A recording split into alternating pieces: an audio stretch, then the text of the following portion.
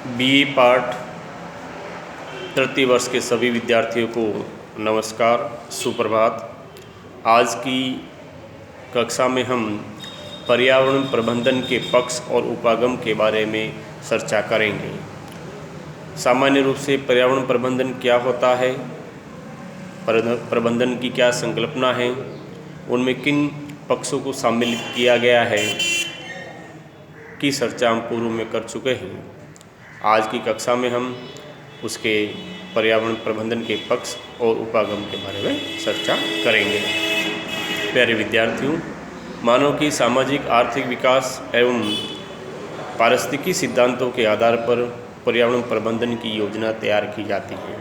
यानी किस तरीके से मानव का सामाजिक आर्थिक विकास हो, पारिस्थितिकी की क्या सिद्धांत है, उन सभी को ध्यान में रखते हुए हम एक पर्यावरण प्रबंधन या नियोजन की योजना प्रस्तुत करते हैं।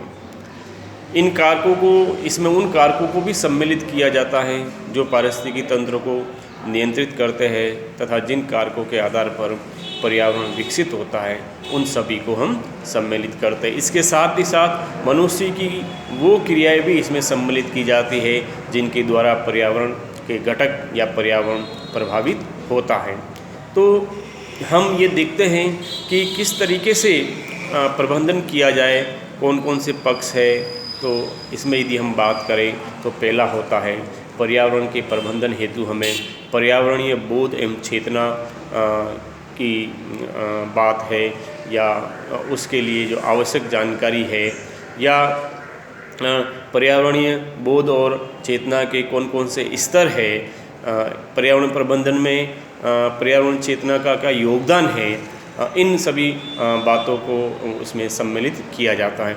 इसके साथ ही साथ हम देखें तो पर्यावरणीय शिक्षा एवं प्रशिक्षण को भी हम इसमें सम्मिलित करते हैं कि किस तरीके से लोगों में पर्यावरण के प्रति जागरूकता लाई जाए या पर्यावरणीय शिक्षा की जानकारी दी जाए या पर्यावरण प्रबंधन हेतु प्रशिक्षण दिया जाए, उन सभी बातों को भी हम इसमें सम्मिलित करते हैं। अब हम बात करते हैं पर्यावरणीय शिक्षा की। तो पर्यावरणीय शिक्षा किस माध्यम से दी जा सकती है? स्कूल, कॉलेज, विश्वविद्यालय। और इसके साथ ही प्रशिक्षण की हम बात करें तो पर्यावरणीय प्रशिक्षण के लिए हम सरकारी एवं गैर सरकारी संस्थाओं के द्वारा भी पर्यावरण प्रबंधन का प्रशिक्षण दे सकते हैं। इसके साथ ही पर्यावरणीय शिक्षा और पर्यावरण प्रबंधन से संबंधित अनुसंधान भी किया जा सकता है कि कौन कौन से अनुसंधान हैं जो पर्यावरण प्रबंधन के लिए आवश्यक होते हैं और पर्यावरण शिक्षा की जो विभिन्न स्तरों पर जो व्यवस्था है वो भी किस तरीके से की जाती है, उन सभी बातों को हम इसमें सम्मिलित करते हैं। इसके साथ ही हम देखते हैं कि जो संसाधन है, संसाधनों का प्रबंधन भी आवश्यक होता है। संसाधनों में यदि हम प्राकृतिक संसाधनों की बात करें या मानवीय संसाधनों की बात करें तो कौन कौन से जो प्रकृति प्रदत्त संसाधन है उनका किस तरीके से उपयोग किया जाए, उनका विवेकपूर्ण उपयोग और उचित प्रबंधन पर भी हम ध्यान दे सकते हैं। कौन कौन से दुर्लभ संसाधन है, किस तरीके से उनको बचाया जा सकता है आदि का भी एक वर्गीकरण किया जा सकता है। इसके साथ ही जो मानवीय संसाधन है, मानवीय संसाधनों का भी समुचित उपयोग पर्यावरण प्रबंधन हेतु आवश्यक होता है। तो पर्यावरण प्रबंधन में प्राकृतिक संसाधनों का संरक्षण और मानवीय संसाधनों का समुचित उपयोग आदि बातों को हम इसमें सम्मिलित करते हैं। इसके साथ ही जो पर्यावरणीय जो संसाधन है उनका परीक्षण या परिरक्षण कैसे किया जाए, यानी उनको किस तरीके से सुरक्षित किया जाए ताकि जो आने वाली जो भावी पीढ़ी है उनके विकास में भी उन संसाधनों का योगदान हो सके। इसके साथ ही हम बात करें तो वन, जल, मृदा, खनिज एवं ऊर्जा जैसे संसाधनों का भी संरक्षण किया जाना आवश्यक है।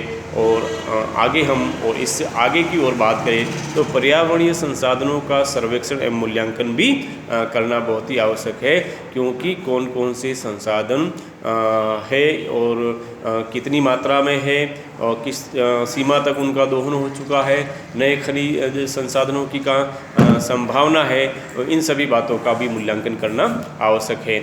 और पर्यावरणीय प्रभाव का मूल्यांकन करना है, यानी कि पर्यावरण की जो वर्तमान दशा है वो किस तरीके से है।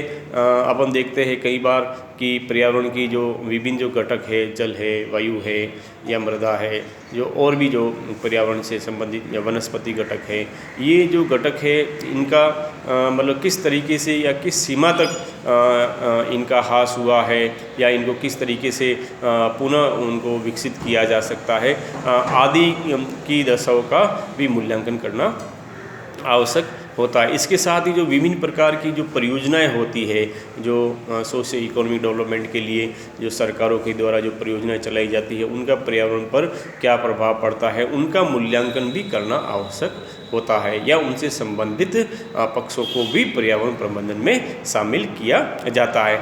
इसके साथ यदि हम बात करें कि उत्पादन और प्रौद्योगिकी विधियों का मूल्यांकन भी आवश्यक होता है, यानी कौन कौन से जो प्रोडक्ट है या कौन से ऐसे जो घटक है जिनकी प्रोडक्टिविटी या जो तकनीकी है उनका भी किस तरह की तकनीकी को अपनाया जाए कि जो पर्यावरण के घटकों का ह्रास नहीं हो और मानव का है जो विकास होता रहे, पर्यावरण का नुकसान नहीं हो, उन सभी पक्षों को भी हम मूल्यांकन करते हुए इसमें सम्मिलित करते हैं। इसके साथ ही पर्यावरण अवनयन एवं प्रदूषण पर भी नियंत्रण के पक्ष को भी हम सम्मिलित करते हैं, यानी कि पर्यावरण का जो एक स्थानीय स्तर पर या विश्व स्तर पर किस तरीके से ह्रास हो रहा है या उसकी गुणवत्ता में कमी आ रही है और जो प्रदूषण जो फैल रहा है उस पर भी नियंत्रण करना आवश्यक होता है।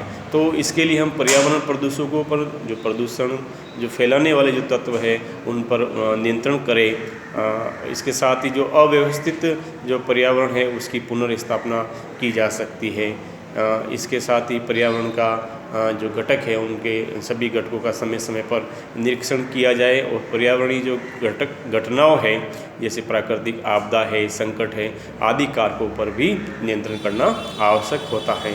तो प्यारे विद्यार्थियों, आज की कक्षा में हम पर्यावरण प्रबंधन के पक्ष और उपागमों में किन पक्षों को सम्मिलित किया जाता है या कौन कौन से उपागम हैं, तो उनमें हमने पर्यावरणीय बोध एवं चेतना, पर्यावरणीय शिक्षा एवं प्रशिक्षण, संसाधन प्रबंधन, पर्यावरणीय जो प्रभाव और उनका मूल्यांकन है, पर्यावरण अवनयन एवं प्रदूषण आदि के बारे में चर्चा की। तो आपको बहुत बहुत धन्यवाद।